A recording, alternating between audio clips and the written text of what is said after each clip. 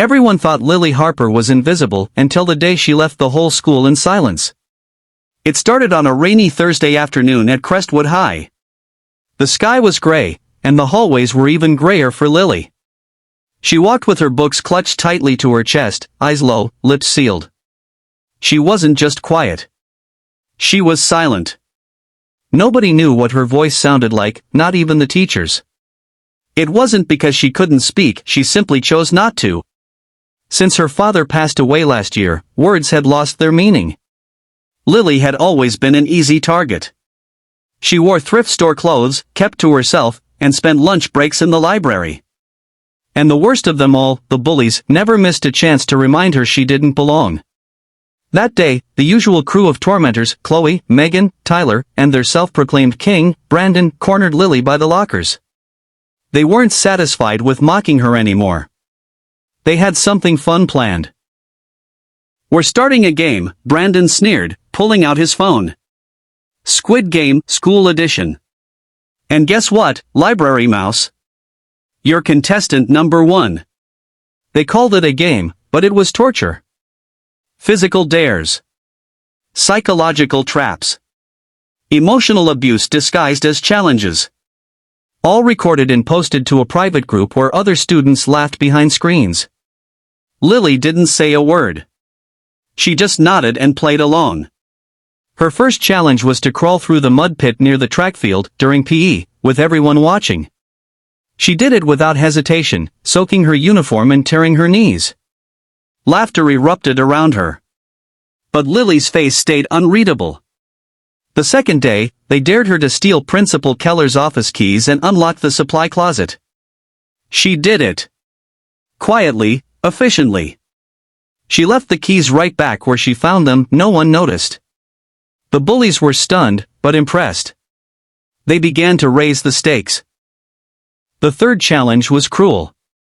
She was told to slap a special needs student named Jeremy during lunch. Lily stared at Brandon for a long, eerie moment. Everyone held their breath.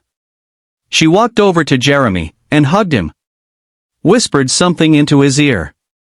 Then turned around, walked straight up to Brandon and slapped him so hard the entire cafeteria went silent.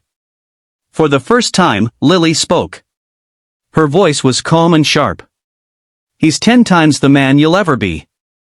Gasps echoed through the room. But Brandon wasn't done. Now humiliated, he issued the final round, red light, green light. A twisted version. It wasn't just a game now, it was war. The challenge would take place in the abandoned gym that Friday after school. Rules were simple, Lily would be blindfolded. She had to cross the floor while Brandon called out green light and red light. If she moved during red light, she'd be pelted with dodgeballs. What no one told her was that they'd filled the balls with coins to make them hurt. But Lily came prepared. Not with violence, but with a plan. When the game began, Lily tied the blindfold over her eyes, calm as ever. Brandon shouted green light. She moved. Red light. She froze. The first few rounds, they hit her anyway, but she never flinched. Her silence was louder than their cruelty. Then, when Brandon yelled green light again, she didn't walk, she ran. Straight to the fire alarm. The deafening clang of the alarm ripped through the gym. Sprinklers burst open. Water poured down. Phones were dropped. Dodgeballs fell. Teachers rushed in. Principal Keller arrived seconds later. He wasn't alone. Jeremy stood beside him, holding Lily's USB drive. It contained every video. Every challenge. Every face. She had copied their private group folder from a school computer and saved it all. "Play enough games," Lily said quietly to Brandon, "and eventually, you lose." Chloe cried. Megan tried to run. Tyler froze. Brandon was speechless for the first time in his life. By Monday, all 4 bullies were suspended indefinitely. Lily was called into the office, not for punishment, but for praise. Keller said, "I'm sorry we failed you. That ends now." Something shifted after that day.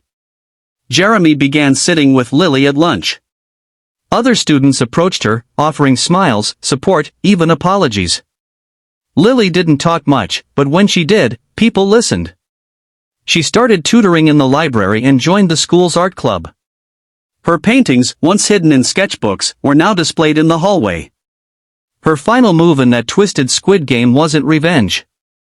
It was reclaiming her voice. And that voice echoed louder than any scream, punch, or insult ever could.